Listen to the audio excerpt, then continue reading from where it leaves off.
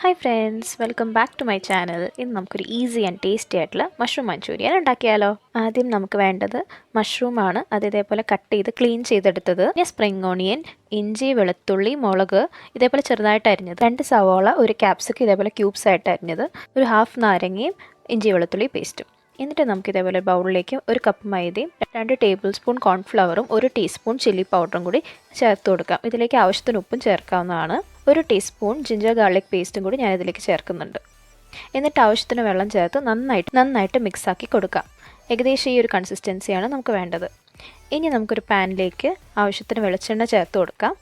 എന്നിട്ട് നമ്മൾ ക്ലീൻ ചെയ്ത് വെച്ച മഷ്റൂം ഈ നമ്മുടെ ബാറ്ററിലേക്ക് ഇട്ടിട്ട് നന്നായിട്ട് കോട്ട് ചെയ്തിട്ട് നമുക്ക് ഫ്രൈ ചെയ്തെടുക്കാം.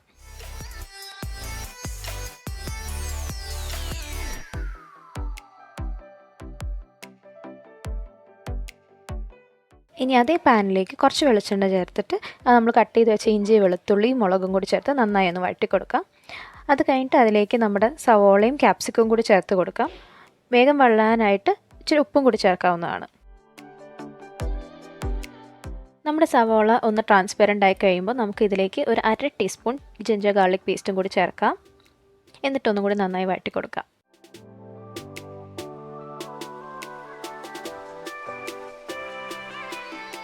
ഇതിലേക്ക് ഞാൻ 1 teaspoon soya sauce, 2 teaspoon green chilli അല്ലെങ്കിൽ red chilli sauce, 3 to 4 teaspoon tomato സോസും 1/2 നാരങ്ങയുടെ ജ്യൂസും കൂടി ചേർത്ത് കൊടുക്കുന്നുണ്ട്. നന്നായി മിക്സ് ചെയ്യണം കേട്ടോ. ഇത് കഴിഞ്ഞിട്ട്